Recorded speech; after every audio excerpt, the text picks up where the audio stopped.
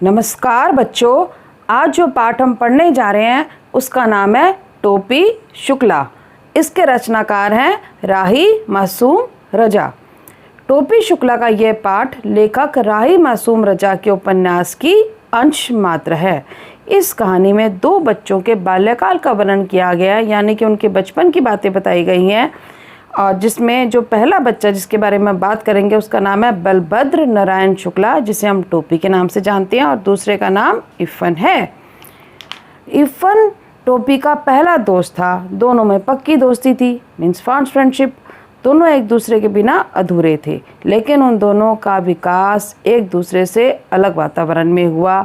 यानी टोपी को अलग प्रकार के संस्कार और परंपराएं मिली थी और इफ़न को अलग प्रकार की। अब बेटा, जब मैं आपको ये चैप्टर समझा रही हूँ, उसके चैप्टर समझने से पहले मैं आपको कुछ बातें ऐसे बता दूं ताकि आप इस चैप्टर को बड़े अच्छे से क्लियर कर सकें। पहले मैं आपको टोपी का परिवार बताऊंगी, उसका परिचय, और फिर मैं आपको इफ़न का परिवार का परिचय बताऊंगी, ताकि आप एक बार जब उनको समझ लेंगे तो आपको उनके कैरेक्टर्स आपको समझ में आ जाएंगे, तो ये कहानी आप बड़ी अच्छी से समझ में पाएंगे। टोपी शुक्ला का पूरा नाम बलभद्र नारायण शुक्ला था। दादी सुभद्रा देवी, पिता का नाम डॉक्टर भृगु नारायण शुक्ला, माँ का नाम राम दुलारी जो पूर्वी बोली बोलती हैं, बड़े भाई का नाम मुन्नी बाबू, छोटे भाई का नाम भैरव, बूढ़ी नौकरानी सीता। अब मैं आपको इफ़न का परिवार बताऊंगी। उसकी दादी, अम्मी, अब्बू, छोटी बहन, दादा और परदादा के बारे में बताया गया कि वो बड़े प्रसिद्ध मौलवी थे। परदादी बहुत ही नवाजी बीबी थी। दादी जमींदार के घर पली बड़ी थी और उनका घर कराची में था। दोनों अलग अलग संस्कार को से बिलोंग करते थे। जो टोपी था वो हिंदू धर्म का मानने वाला था और इफ़न मुसलमानी धर्म को मानता था, लेकिन दोनों में फास्ट फ्रेंडशिप थी। दोनों के जो धर्म अलग होने के बावजूद भी दोनों के दिल मिलते थे। दोनों एक दूसरे से अपने दिल की बात किया करते थे। अब मैं आपको टोपी के परिवार का अच्छे से परिचय दे दूं। टोपी के पिता एक जाने माने डॉक्टर थे। उनका परिवार भी भरा पूरा था। घर में किसी चीज़ की कोई कमी नहीं थी। बचपन में जब टोपी चौथे दर्जे की पढ़ाई कर रहा था तो उसकी दोस्ती इफ़न से हो गई, और टोपी की ये पहली दोस्ती थी और दोनों में गहरी मित्रता हो गई। ये बात मैं आपको हर बार बता रही हूँ। पहले भी मैंने बताया था कि दोनों की फास्ट फ्रेंडशिप थी। अब भी मैंने आपको बताया, दोनों 4th क्लास के छोटे से बच्चे थे। ज़्यादा समझ उनमें थी नहीं कि किस तरह से बात की जाती है। उनकी नादानियाँ, उनका बचपन, ये सब इस कहानी में लेखक ने बताया है।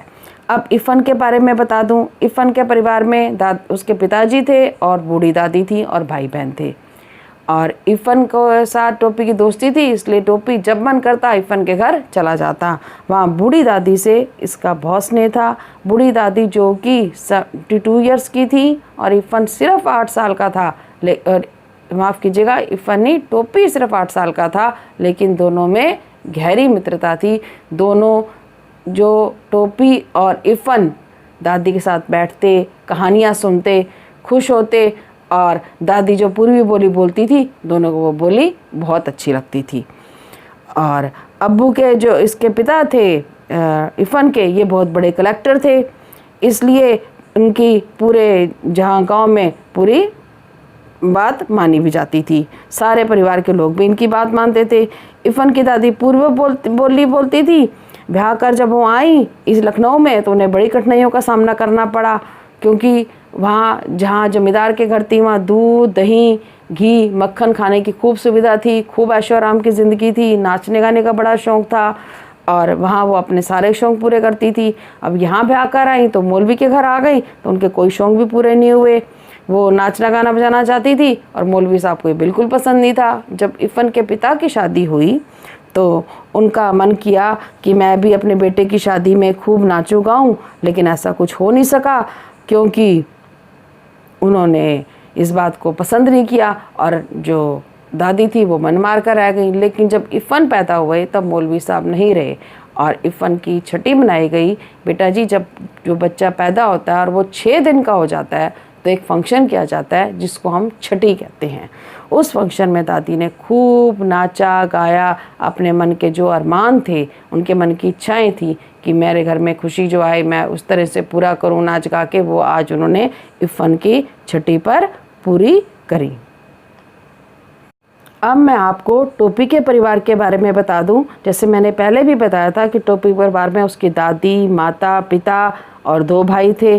पिता का व्यवसाय बहुत अच्छा था, हिंदू परिवार था और इनके पिताजी को लोग नीले तेल वाले के नाम से भी जानते थे। और एक बार क्या हुआ कि सब लोग इकट्ठे बैठ के कुर्सी मेज पे खाना खा रहे थे, जिसको आप कह सकते हैं कि डाइनिंग टेबल पर बैठकर खाना खा रहे थे। घर में बैंगन का भरता बना था, टोपी को बैंगन का भरता बहुत पसंद है। उसने कह दिया अम्मी थोड़ा भरता और देना। जहाँ उसने अम्मी शब्द बोला घर में हंगामा मच गया। दादी सुभद्रा देवी को इतना गुस्सा आया, वो उसे डांटने लगी कि अम्मी शब्द हमारे घर में आया कहाँ से, तुम्हारा कोई फ्रेंड मुसलमान है, तुमने किसी मुसलमान दोस्त लड़के से दोस्ती की है जो तुमने अम्मी शब्द बोल दिया माँ को। माँ भी उसको डांटने लगी, लेकिन माँ जो है पूर्वी बोली में डालने लगी, इसलिए दादी को और गुस्सा आ गया। दादी माँ से लड़ने बैठ गई और लड़ाई का मुद्दा जो टोपी को डांटने का था वो आपस में सास बहू की लड़ाई होने लग गई।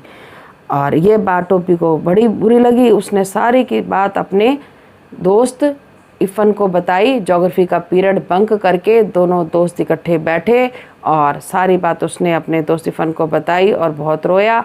उसने कहा कि कितना अच्छा होता कि तुम्हारी और मेरी दादी बदल जाती। लेकिन इफ़न को ये बात बिल्कुल पसंद नहीं आई, क्योंकि इफ़न भी अपनी दादी से बहुत प्यार करता था। तब इफ़न ने उससे कहा कि मेरी दादी कहा करती हैं कि जो बूढ़े लोग होते हैं ना ज़्यादा देर जिंदा नहीं रहते, तो तुम्हारी दादी भी देखना जल्दी ही मर जाएंगी। लेकिन हुआ इसका उल्टा ही। जब वो दोस्त आपस में बातें कर रहे थे तब नौकर कहने आया कि इफ़न तुम्हारी दादी का देहांत हो गया। इफ़न और टोपी भागते गए, वहाँ देखा घर में सन्नाटा छाया था। दोनों को देखकर बहुत दुख लगा और उसके बाद दोनों बहुत उदास हो गए और कितने दिन रोते रहे। और उसके बाद टोपी ने इफ़न को सांत्वना देने के लिए कहा कि कितना अच्छा होता तुम्हारी दादी की जगह मेरी दादी ही मर जाती। और उसके बाद जो टोपी उदास रहने भी लगा।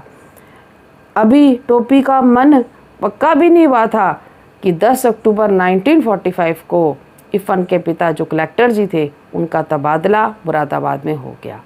जब तबादला मुरादाबाद में हो गया और टोपी को ये खबर में नहीं, तो उसने कसम खाई कि मैं अपना कोई ऐसा दोस्त नहीं बनाऊंगा जिसके पिता का तबादला होता रहे।